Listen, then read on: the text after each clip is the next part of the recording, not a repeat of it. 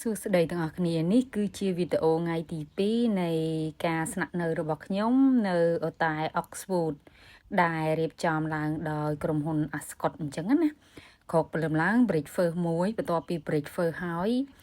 ដើរលំហែនៅ garden ដូចវីដេអូមុនអញ្ចឹងខ្ញុំចូលចិត្តអូតែហ្នឹងដោយសារតែវាជា community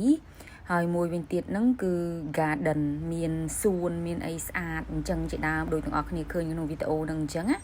ហើយបន្ទាប់មកត្រឡប់មកកតុកវិញរៀបចំ check out ព្រោះអីយើងត្រូវទៅស្នាក់នៅអូតែមួយទៀតគឺយើងត្រូវទៅស្នាក់នៅ Citadine ហើយ Citadine ហ្នឹងដំបូងឆ្ងល់ទាំងអស់គ្នាការពិតនៅចិត្តនឹងសោះឥឡូវហ្នឹងយើងបានទៅដល់ Citadine ហើយ Citadine នៅក្នុងបឹងកក់ដូចគ្នានឹងទាំងអស់គ្នាហើយឥឡូវកំពុងរៀបចំ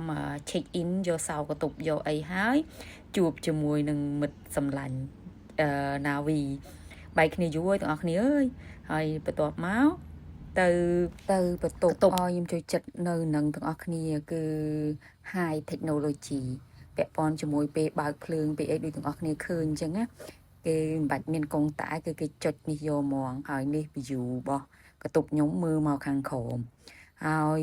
កតុបសូណាយហើយមួយវិញទៀតនេះគេមានតុក្កតានេះឲ្យហើយតុក្កតាហ្នឹងទាំងអស់គ្នាដំបងអត់ហ៊ានយកឯងគឺគេដាក់នៅលើហ្នឹង$120ហើយ make sure ជាមួយនឹងខាងអូតែសិនថាហ្នឹងគេឲ្យយើងអត់ហើយបន្ទាប់ពីហ្នឹងមកទៅកម្មវិធីគឺយើងធ្វើទៀន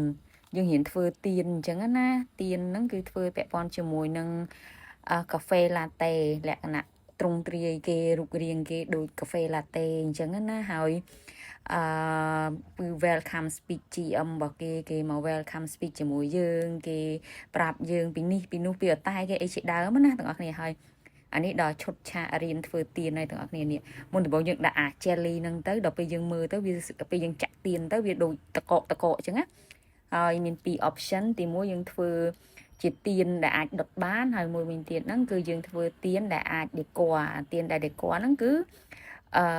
យើងដាក់ផ្កាដុតកៅទេហើយខ្ញុំមានអារម្មណ៍ថាអើយទៀនខ្ញុំធ្វើចុះធ្វើឡើងដូចតកឈូសមិនទេទាំងអស់គ្នាហើយមួយថ្ងៃហ្នឹងខ្ញុំធ្វើ2ខ្ញុំធ្វើទៀនដុតបានមួយទៀនដេក័រមួយហើយមួយទៀតហ្នឹងធ្វើឲ្យទៅប្អូនខ្ញុំអញ្ចឹងណាហើយ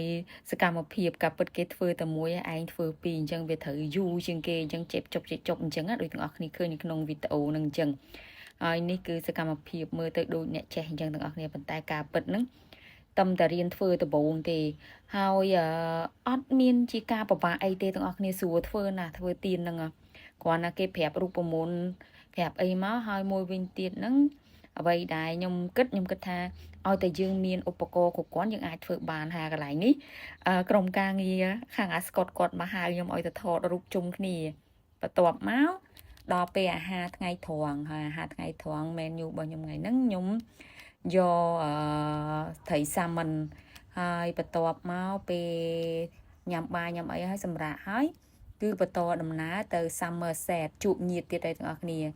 គឺយើងមាន field visit យើងទៅមើលកតុបមើលអីនៅ Somerset នៅនរោត្តមអញ្ចឹងណាហើយនេះគឺសកម្មភាពមួយចំនួនដែលខ្ញុំដើរមើលកតុបអញ្ចឹងណា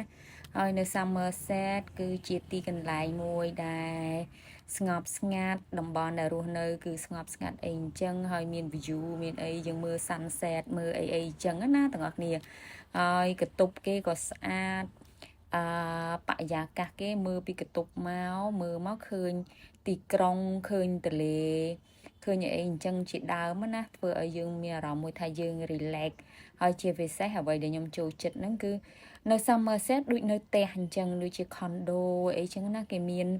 facilitate គ្រប់សពតាំងពីម៉ាស៊ីនបោកអាវកន្លែងធ្វើម្ហូបកន្លែងអីគ្រប់យ៉ាងអាចជួលស្នាក់នៅលក្ខណៈ long stay ចឹងណាហើយអ្នកទាំងអស់គ្នាបន្ទាប់ពីហ្នឹងមកគឺយើងត្រូវឡើងទៅជាន់លើដោយសារតែគេមាន cocktail workshop នៅខាងលើចឹងណាហើយពេលដែលទៅគឺគេឲ្យ KOL និង media ហ្នឹងរៀនធ្វើ cocktail ប៉ុន្តែខ្ញុំអត់បានរៀនទេដោយសារតែខ្ញុំរវល់ដើរថតនេះបរិយាកាសកន្លែងនេះស្អាតណាស់ទាំងអស់គ្នាមើលពីលើទៅហើយ ថងចំណុចនេះដើរសំដែងតិចតួចដល់ពេលបន្ទាប់ពីមកខ្ញុំអត់មានមកធ្វើ cocktail អីគេទេគឺមកញ៉ាំយកតែម្ដងហើយនេះគឺពេលយប់នៅ Citadine